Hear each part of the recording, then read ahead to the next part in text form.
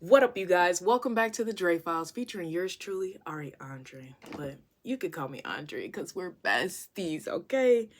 In today's video, we are going to be talking about how even if you've forgiven somebody, you still may feel hurt, pain, and anger towards said person. We're going to talk about how you can deal with that emotionally, how you can cope from that, and things that you can do in your journey to building a relationship again with said person if you choose to do that. Now, I know y'all are probably like, where's all the funny? Where's the laughs? Where's the giggles? They're still here. They're coming. But as somebody who goes through stuff and goes through stuff alone, I don't want to do that anymore. So I'm coming to y'all. I'm expressing stuff that I might be going through just in case you might be going through it as well. We're going to build a community of people who work together to heal from our traumas so that we can save our next generation and not pass on generational curses. Amen. Okay, we're building a community of people who heal and thrive together. Love that, okay? But the laughs and the giggles will come. But welcome to the Dre Files, where we deal with emotional traumas and elevate together.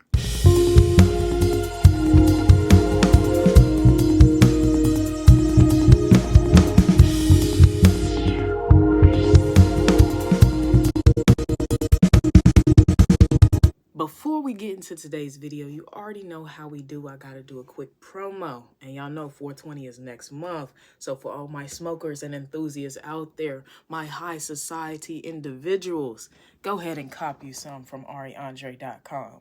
Y'all seen this style before, but I have different variations. I have different colors. I have pink, purple, and blue. Go ahead and cop you some. Because why? 420 is right around the corner. So if you want your shirts by 420, go ahead and order some now at ariandrellc.com. That's ariandre.com. Go cop you some, go cop you some, go cop you some. I got some stuff for everybody out there. If you're a part of the Greeks, I got something for you. If you are black, I got something for you. If you LGBTQ, I got something for you. If you're a 420 enthusiast, if you're a high society thinker, I got something for you. If you like anime, I got some stuff coming for you. It's not on there yet, but I got 2 good works in the making, okay? It's coming, it's coming, it's coming. So go ahead and cop you some stuff right now and join the hype, join the band. Anyways, enough on that. Let's get into today's video. So I've been assessing my mental recently, and one thing that I have realized is that in my healing journey, a part of that process is forgiving people who have hurt you, not for them, but for yourself. But sometimes, even if you've forgiven people, you still feel that residual hurt, anger, pain that they have caused from whatever situation it may be. Now, in my life, I've been through a lot.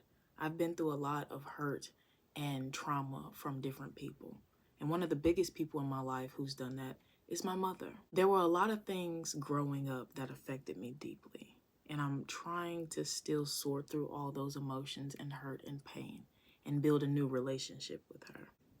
Even if you've mentally forgiven somebody, your body still holds on to all of that feeling and emotion because it doesn't know that it can feel safe again. Forgiveness is a decision, but healing is a process. It's not something that happens real quick, real easy, and it's not something that happens simultaneously. You can forgive somebody and still feel emotionally traumatized by it. Still feel the hurt, feel the pain, feel the anger, and it's okay. Sometimes we want to rush forgiveness in order to feel peace. But real peace comes once you've actually sat down and dealt with the traumatizing things and processed it in your own way. It's hard to try and get over residual feelings even though you've forgiven. But there's different ways that you can process that and kind of move forward in order to get past all of those feelings. So me and my mom, we don't have the relationship that I would like to have. And I feel like that's mainly because we never built the foundation that's needed for a relationship. So now that I'm trying to forgive her, I'm kind of questioning, do I take the time to rebuild? Because I do want to have a relationship with her. I do care for her. But another part of me remembers how it feels to not get the relationship or the love that I needed when I was younger. So now I'm kind of questioning, do I forgive and try and rebuild this relationship from the ground up, starting with the foundation? Or do I just wipe my hands clean and protect my peace? It's hard trying to decide whether you want to make amends or if you want to call it quits. But I feel like when it comes to life, depending on the relationship, it's no this or that. It's more of a combination of both and how you go about it moving forward that changes everything about how it's built. For me, I've learned that if I do want this relationship, I have to come at it differently. I can't just jump right back into it. I can't just act like nothing happened because stuff did happen. But I also don't have to force anything because that's superficial. That's not real. Another thing that I learned is that it takes time to move past things. I have to set boundaries, but I call the shots on how I want this relationship to go. When someone hurts you, you can create how much access they have to you moving forward. I'm also learning that I can want a relationship but still want that distance, still need that distance. I can forgive somebody and still not trust them. Rebuilding doesn't mean going back to the way things were. Rebuilding just means moving forward from anew, starting over, something fresh. So moving forward, if you've forgiven somebody and you want to build that relationship with them, there's a few things that you need to do in order to protect your peace, but also still move forward and give them a chance of changing. So first things first, you need to set boundaries for y'all's relationship. You don't have to jump into anything head first. Set boundaries. You create what it is that you want this atmosphere to be in y'all's newfound relationship. Start at the base level, build the foundation. What is it that you need from this relationship, or what is it that you're going to allow from this relationship? The next thing is to observe their actions. Don't just observe their words, but observe what they do. Consistency shows you a lot more than what their words are saying. If they're sticking to your boundaries, if they're respecting you, if they're doing all the things that you ask them to do and they're coming at it fully, then observe that. Take that into consideration and watch it over a period of time. Just because somebody does it the first or second time after you've just told them that, that's not immediately a change. You have to watch it over time. It takes time to build that trust. You have to watch and wait and listen to not only what they say, but their actions. Are their actions meeting what they said that they would do? Their promises that were made.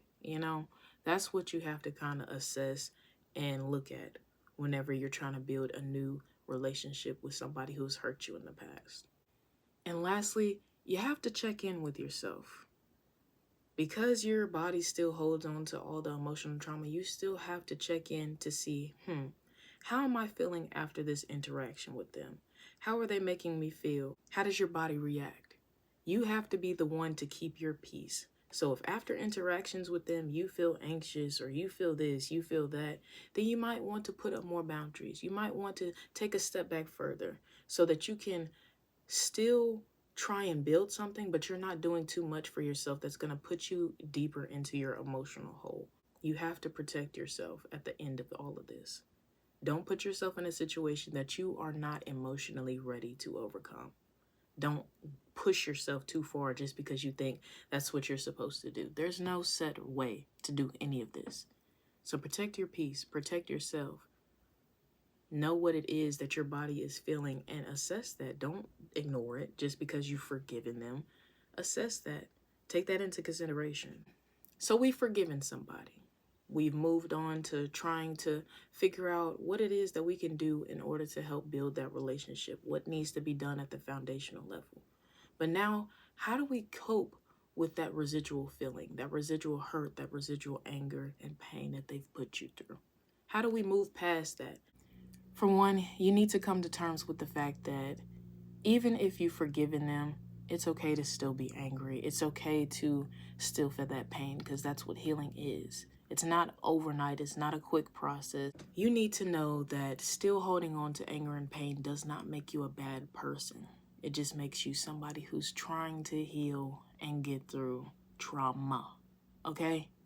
Like I said before, forgiveness is a choice, but healing is a process. You're going through the emotions. You have to get through the trauma yourself. So it's gonna still be residual. But you have to come to terms with that and realize that it's okay that you're still holding on to that pain. It's okay that it's still in you. That's why you're healing. That's why you're going through it. Then you also have to ask yourself, am I reacting to how I felt in the past? or what they're doing now currently. Sometimes we react to things that happened in the past, even though things are differently now. But we have to take that in consideration when we're dealing with this whole healing journey, especially when it comes to people that we have forgiven but still feel pain for. We have to try and separate who they were in the past versus who they're trying to show you now.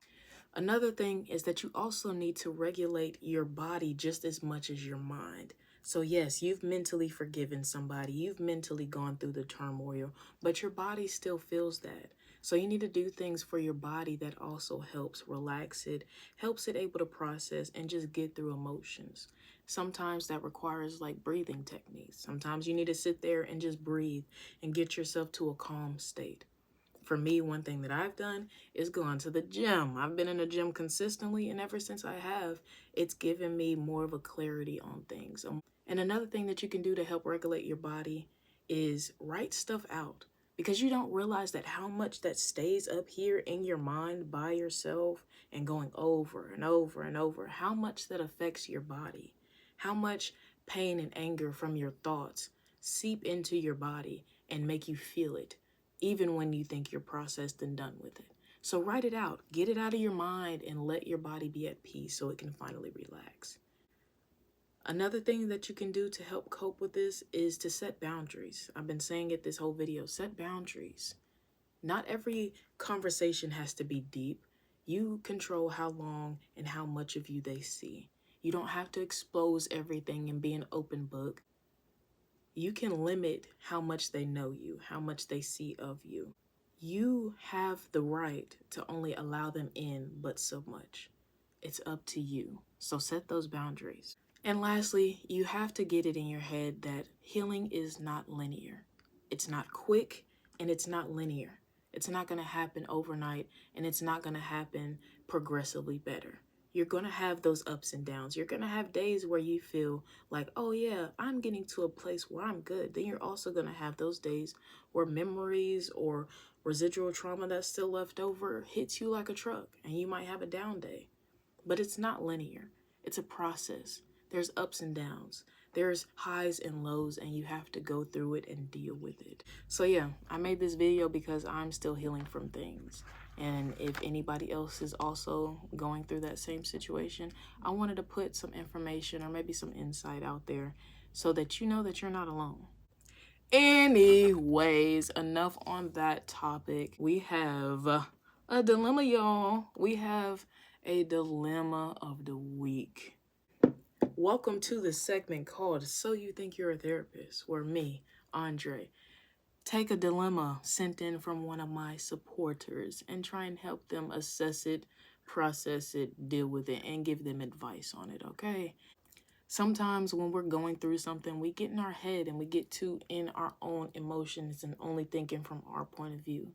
So when you go to somebody who's outside of everything that you're going through and you tell it to them how it is, you get to see a different point of view. You get to see their point of view, how they may see it from an outside perspective. So if you have anything that you're going through or you need advice on or that you need help with, send it in. Go ahead and hit that link down below and let me help you. Let me help you. So, boom. Today's dilemma. Hey, I need advice. I've been dating this guy for 2 years. He's perfect on paper. He's loyal. He's consistent. Treats me well. But I don't feel that spark anymore. Recently, I met someone else who gives me butterflies. But I don't even know if they're a good person long term. Do I stay with the safe love or risk it with something that feels exciting again? I don't want to make a mistake I can't undo. Ooh, that's an exciting little dilemma. I love it. Okay. First things first, you're going to have to take this new person out of the equation because right now they are a feeling. They're not a figment of reality. Okay. They're a feeling. You don't know them yet. So base it off of your relationship. So the first thing you need to ask yourself is, have you done everything to rebuild said connection? If you're willing to try and bring that spark back, there are certain things that you can do that help get outside of that norm of everyday routines. You can plan surprises. You can do new activities that both of you enjoy. You can communicate openly to help rebuild that intimacy, that emotional intimacy with each other. You can try putting your phones away so that you're giving each other that full attention and that energy that you need when you're in each other's presence. Sometimes it's not even that the spark disappears, it's just y'all have gotten too caught up in the norm. So do stuff that steps out of that norm. Now, if you doing that type of stuff isn't working and you haven't already, be open and honest with your partner. Not harsh, but just open and honest. Give them the opportunity to show up differently. Let them know what it is that you're feeling so that they can show up and show you that they love you. If your partner cares about your emotions and your emotional well-being, then they will do the things that you're asking, no questions asked. But if you tried to do little things to build that spark back and you've tried the communication and it's just not working and you still feel disconnected, then the question isn't whether you should try this new thing or this new butterfly feeling. It's more so, it's about the fact that the relationship isn't fulfilling you anymore. You need to ask yourself, is this spark situation the end all? Is this how I want to feel in this relationship? Is this relationship bringing me happiness anymore? Decide on the relationship itself based on the actions that you've seen and discussed and how y'all have moved during this whole process of building or coming back into that spark. But once you can figure out whether it's just if you feel disconnected from the relationship in general, or if you just needed time to rebuild that spark, once you figure out what the answer is to that, then you can answer your own last question. Do you want to stay based off of how you're feeling? Or do you want to leave and try something new? That will only be up to you, though, based off of the process you go through with this. But something to keep in mind is that new feelings are always going to feel stronger because it's new, it's different, it's not what you're used to. But that doesn't automatically equate it to being better. It doesn't automatically mean it's going to be greener on the other side. Those initial feelings are going to blind you because it's new, it's different. But once you really get into it and really figure out who people are, it's a different story. So go based off of the relationship itself, not this new feeling. Because this new feeling isn't real yet. It's still just a feeling. You don't know this person yet. You don't know if they're going to be better or worse. So don't base it off of this initial feeling. So me personally, I would try. I would give them a chance to try and change things, try and build that spark and that connection back. And if things don't work, then I'm going to assess what it is that I'm feeling within this relationship. Do I feel fully fulfilled? And if the answer is no, then I'll leave. And you just have to have that open communication. And if you are feeling fulfilled, or if they're doing the things that they need to in order to make you feel satisfied again and make you feel that spark again, then you stay. But the answer will all be up to you, and it's going to be based off of what is going on in your relationship and not based off of this new spark. That shouldn't even be a choice in the matter. That's just an outcome for if you do try and venture out and try something new. And even when you try it, it could be good, it could be bad. You don't know. So keep it out of the discussion. Think about your relationship and how you're feeling within said relationship in order to base your decision. So yeah, there might be stuff that you're going through or assessing in your relationship that you didn't mention. So it's going to be based off of how you feel with this relationship. That's going to dictate whether or not you should leave or stay. But ultimately, I hope this helped a little bit and hopefully gave you a clear mind or a pathway of what you can try next and not make you feel so guilty about like your decision making. Whatever you like, if you don't feel fulfilled, don't feel guilty about doing the decision that makes you feel fulfilled. Okay, give me a hug. Hopefully it helped. Hopefully I can support you through the screen, but that is all I have on that one. So anyways, you guys, that is today's video. I hope we learned something. I hope we are elevating ourselves, and I hope we are trying to deal with our emotional baggage and trauma rather than just holding it in and giving it to the next generation, because that's how we've gotten here. Okay, we've been through the generational curses, we've been through the emotional traumas and all of that stuff being passed down and passed down, but we're gonna stop that here. This is the generation where we're gonna do it. Okay, so my community of people, my beautiful loves, we are going to fix our generational curses, and fix our emotional trauma. That's all I have for you today. Thank you for watching the Dre Files episode 13. I will see y'all next week. But before I go, you already know how we do. Give me your face. If you consent to a kiss, stay tuned. If not, skip a few seconds. But this kiss is going to be of love and prosperity, and hope that you can get through any emotional baggage that you might still be dealing with, and elevating in yourself and your life, and just being the best version of yourself and somebody who heals instead of holding on to trauma. But yes, I love you guys, and I will see y'all next week. And here's a kiss of good faith and good health and good everything. Just good energy being sent your way in this week, okay? Mwah, mwah, mwah, mwah, mwah. You're amazing, you're beautiful, and you are worth it. And I hope you get everything you deserve, okay? Love you, my loves, and I shall see you next week. Thank you for tuning in. Bye, my stinko binkas.